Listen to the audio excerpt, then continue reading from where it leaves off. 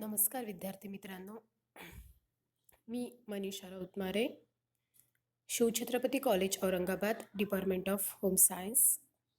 आज आपल्याला होम सायन्सचा जो पहिला पेपर आहे, फॅमिली रिसोर्स मॅनेजमेंट म्हणजेच कौटुंबिक संसाधन, BA फर्स्ट इयरचा हा फर्स्ट सेमचा जो पेपर आहे, याचा आज आपण दुसरं लेक्चर पाहणार आहोत.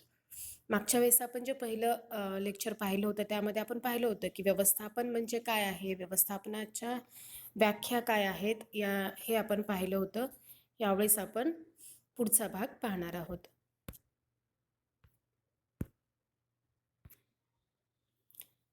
व्यवस्थापनाची संकल्पना. कशाला व्यवस्थापन म्हणतात हे जरी आपण व्याख्येमध्ये पाहिलं असेल तर पाहिलं तरी पण नेमका कुठला भाग व्यवस्थापनामध्ये येतो हे आपण या संकल्पनेमध्ये पाहणार आहोत.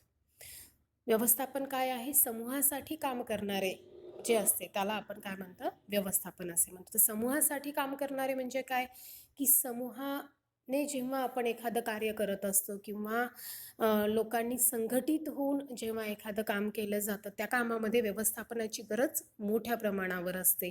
आता कुठलीही संस्था असो त्या संस्थेमध्ये अनेक लोक एकत्रितरित्या काम करत असतात आणि मग जेव्हा वेगवेगळ्या विचारांचे वेगवेगळ्या कामाच्या पद्धती असणारे लोक एकत्र येऊन काम करतात तेव्हा त्यांच्या कामाला एकरूपता येण्यासाठी आपल्याला व्यवस्थापनाची गरज असते.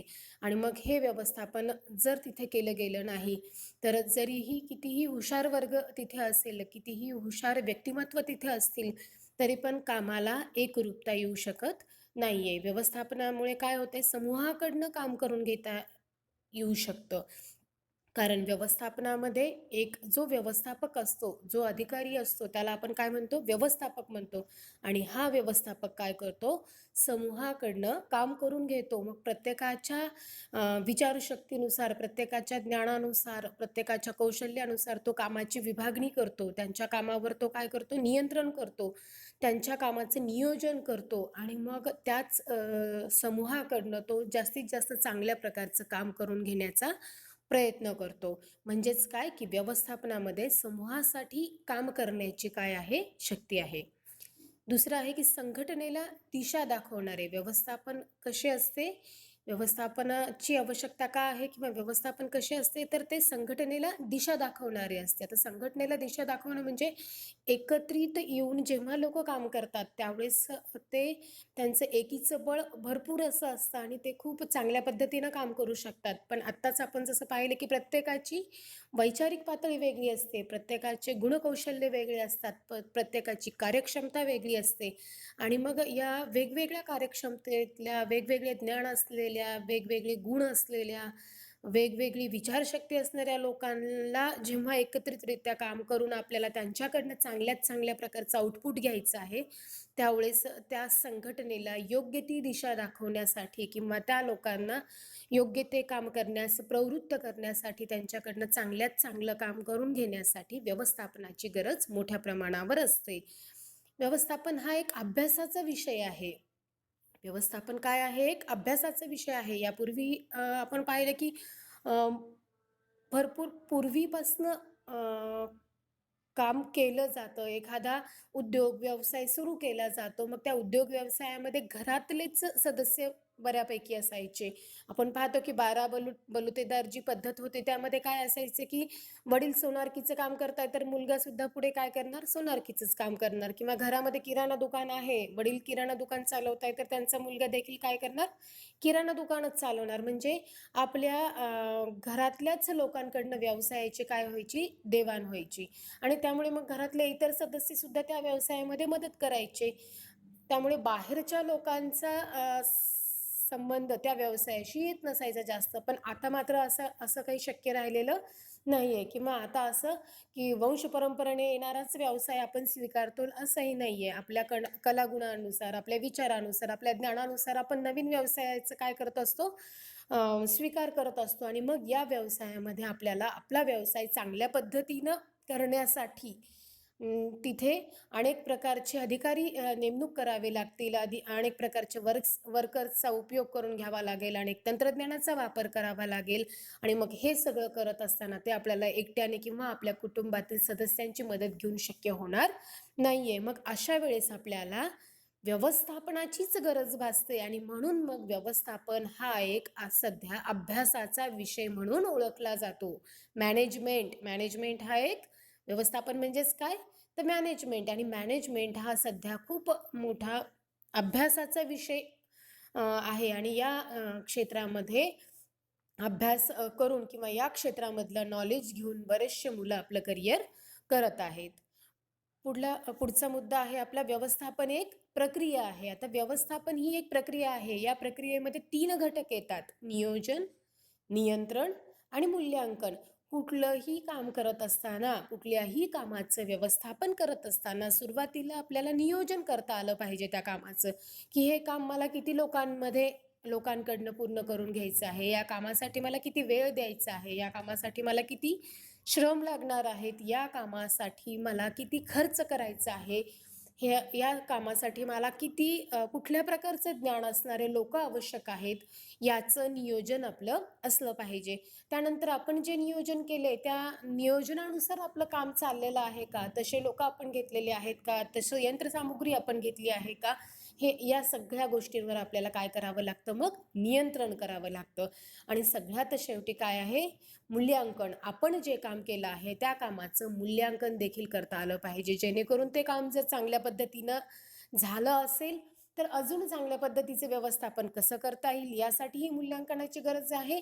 आणि दुसरं म्हणजे जर आपलं काम चांगल्या पद्धतीने झालं नाही, तर मग नेमक्या कुठल्या चुका आपल्या कामामध्ये झालेल्या आहेत, कुठे आपण कमी पडलो, याचं मूल्यांकन केल्यानंतर पुढचं व्यवस्थापन करत असताना किंवा पुढच्या कामाचे नियोजन करत असताना आपल्याला या मूल्यांकनाचे काय होते? सहाय्य होते, मदत होते.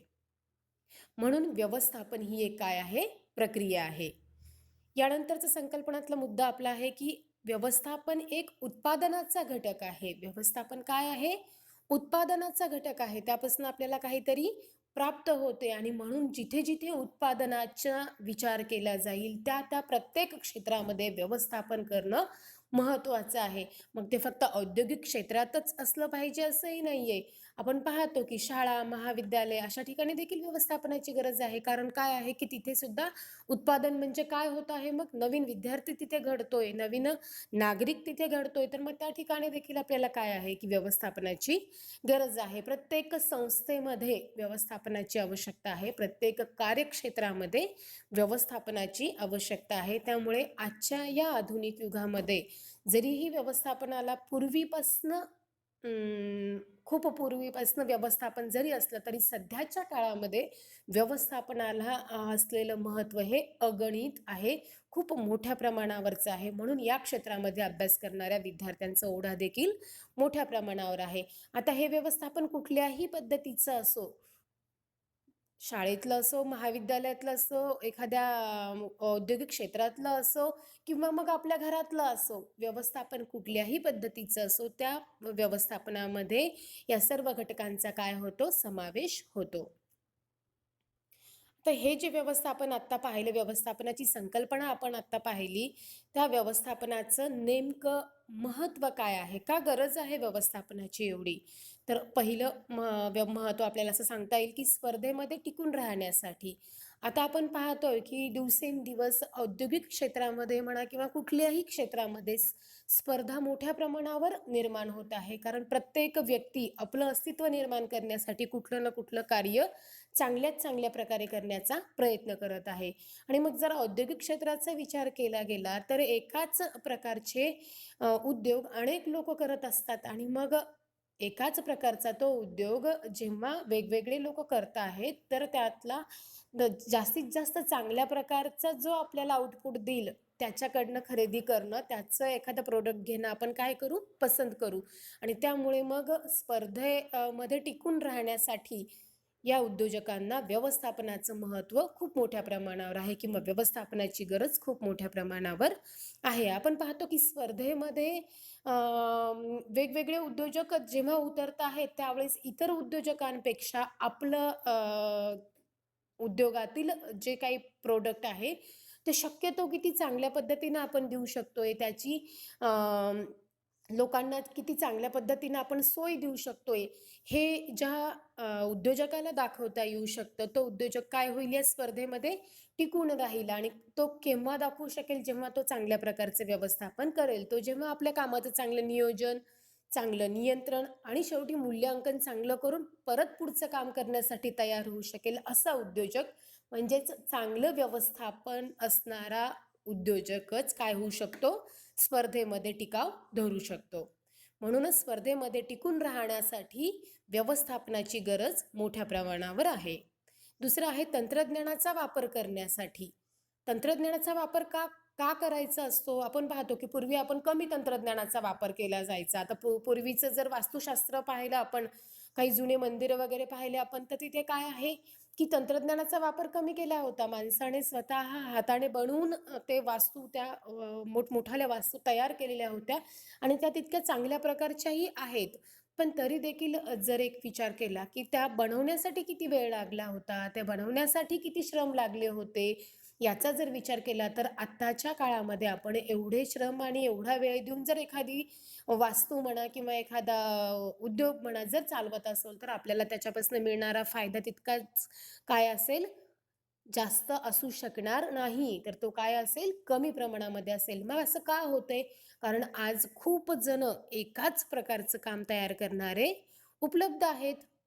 साधं वास्तूचा जरी विचार केला, वास्तुशास्त्राचा म्हणजे एखाद्या बिल्डिंग बनवण्याचा जर आपण विचार केला, तर भरपूर असे बिल्डर्स असतात आणि मग आपल्याकडे ज्यावेळेस कस्टमरचा ओढा आपल्याला जास्त प्रमाणात घ्यायचा आहे, तेव्हा आपल्याला काय करावं लागतं, की जास्तीत जास्त चांगल्या प्रकारचं आउटपुट द्यायचं असतं आणि मग चांगल्या प्रकारचं आउटपुट देण्यासाठी आपण कमी वेळेमध्ये, कमी पैशामध्ये जर समोरच्याला ते प्रॉडक्ट चांगल्या पद्धतीने देऊ शकत असेल, तर लोकांची ओढ आपल्याकडे जास्त प्रमाणामध्ये असणार आहे आणि हे केव्हा शक्य होईल? जेव्हा आपण तंत्रज्ञानाचा वापर करू.